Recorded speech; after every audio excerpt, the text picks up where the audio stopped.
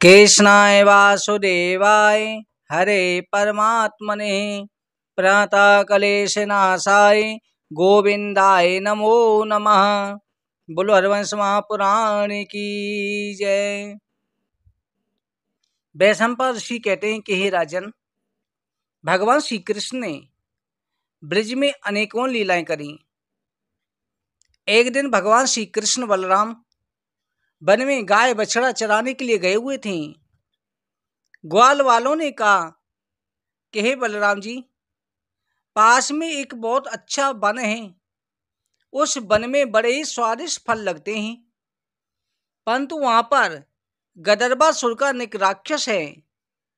वो राक्षस कंस का मित्र है। वो किसी भी मनुष्य को फल खाने नहीं देता।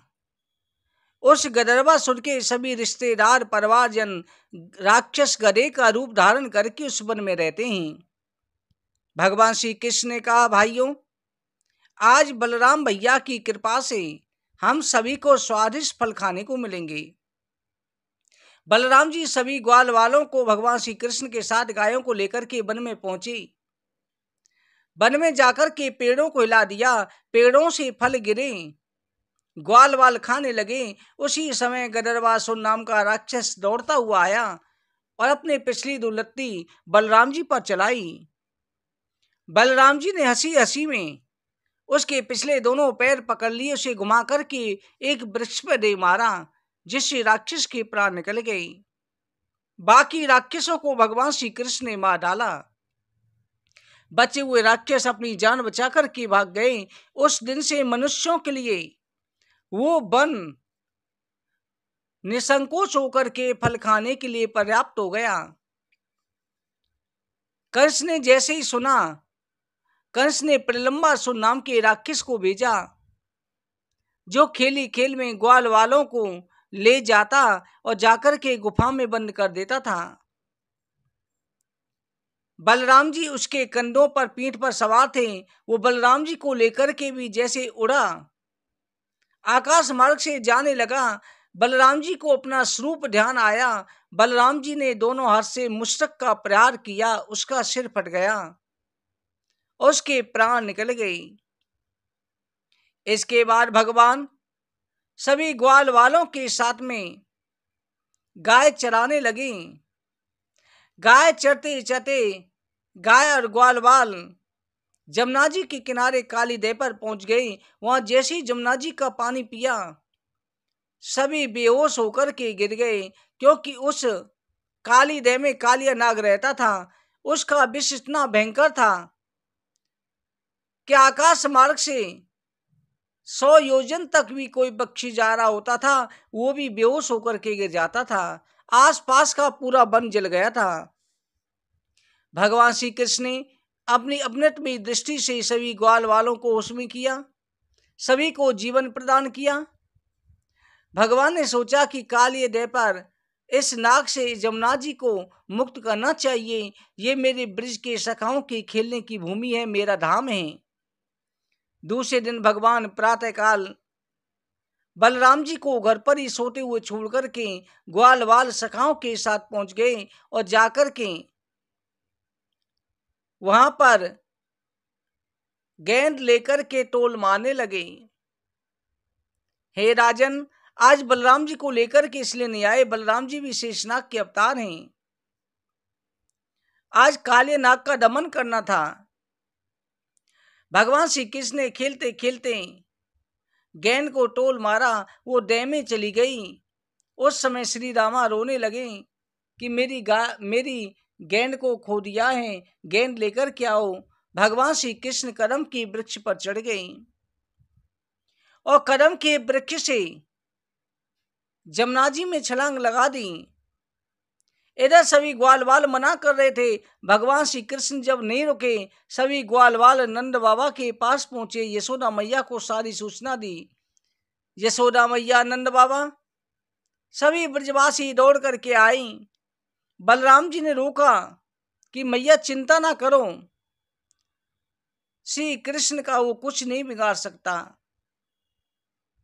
भगवान श्री कृष्ण ने जैसी काली देव में प्रवेश किया उस समय नाग सो रहा था, नागिन जागी हुई थी। नागिनों ने श्री कृष्ण को देख कर के कहा कि लाला तू बड़ा ही सुंदर है, हमारा पति जाग जाएगा, तू क्यों आ गया है? किसी ने तुझे गलत रास्ता बता दिया है, वापस चला जा।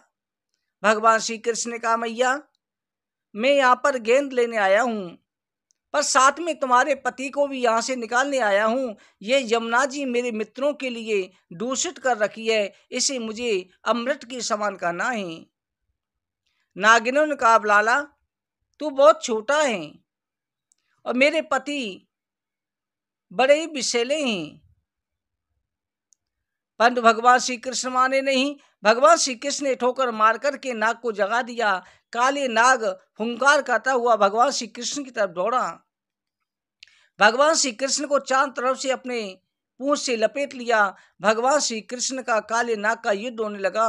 भगवान श्री कृष्ण ने अपने आकार को बढ़ाया, जिससे उसका शरीर फटने लगा। भगवान श्री कृष्ण के द्वारा उसके अंग अंग शिथिल पड़ गए। उसके एक से एक फनों से खून की धारा बहने लगी। नागिनों ने कहा कि लाला तुमने मुझसे मैया कहा है और हमें पता भी चल गया है कि तुम पूर्ण ब्रह्म हो, तुम साक्षात नारायण हो, क्या मैया को विधवा करोगी? जब नागिन प्रार्थना करने लगी, नाग भी कहने लगा कि स्वामी हम तो जन्म से अहंकारी होते हैं, क्योंकि विष हमारे अंदर भरा होता है, आप हमें क्षमा कर दें। भगवान श्री कृष्ण ने कहा हे कालिया तुम इस स्थान को छोड़कर के रमण द्वीप चले जाओ। काली नाग कहने लगा प्रभु आपका वाहन गरुण मुझे मार डालेगा, उसी के भय से मैं आकर के यहाँ पे छिपा हूं कि यह सोबर ऋषि का श्राप है, जिसके कारण गरुण यहाँ आ नहीं सकता। भगवान श्री कृष्ण ने कहा कि तुम्हारे मस्तक पर मेरे चरण चिन्ह बन चुके हैं, अब तुम्हें गरुण कुछ नहीं करेगा। भगवान श्री कृष्ण काले नाग के मस्तक पर नृत्य करते हुए जल से बाहर आए। देवता फूलों की वर्षा करने लगे। भगवान श्री कृष्ण ने तांडव नृत्य किया। उस समय त्रिलोक में जय जयकार होने लगी। देवता फूलों की वर्षा कर रहे हैं। यशोदा मैया ने श्री कृष्ण भगवान को नृत्य करते हुए काले नाग के मस्तक पर देखा। काले नाग मस्तक झुका करके रमण द्वीप चला गया। सभी ब्रजवासियों को शंका होने लगी कि काले नाग ने ऐसा कैसे किया। भगवान श्री कृष्ण ने कहा कि मैंने नील कमल लेने के लिए कहा कि कंस ने नील कमल मंगाए हैं। जैसे ही महाराज कंस का नाम लिया, काले नाग मुझे यहाँ छोड़कर के चला गया। भगवान श्री कृष्ण ने अपनी महत्वता प्रदर्शित नहीं करी। भगवान श्री कृष्ण और सभी ब्रजवासी उस रात वहीं पर सो गए। उस रात को एक अग्निसुर नाम का राक्षस आया, जिसने पूरे वन में आग लगा दी। भगवान श्री कृष्ण ने सभी ब्रजवासियों से कहा अपने नेत्र बंद कर लो। ब्रजवासियों ने नेत्र बंद करें। भगवान श्री कृष्ण ने अग्नि का पान किया और सभी ब्रजवासियों की रक्षा करी। एकादशी पर एक दिन नंद बाबा जल्दी से ही यमुना जी स्नान करने रात्रि काल के समय आ गए थे। उस समय वरुण के अनुचर उन्हें पकड़ करके वरुण लोक ले गए। भगवान श्री कृष्ण को जैसे ही पता चला, भगवान श्री कृष्ण वरुण लोक पहुंचे। वरुण देव ने भगवान श्री कृष्ण का पूजन किया। नंद बाबा ये सब कुछ देख रहे थे। भगवान श्री कृष्ण नंद बाबा को लेकर के ब्रज में वापस आ गए। नंद बाबा ने सभी ब्रजवासियों को श्री कृष्ण की महत्वता का वर्णन किया। इस तरह से भगवान श्री कृष्ण की लीलाएं होने लगीं।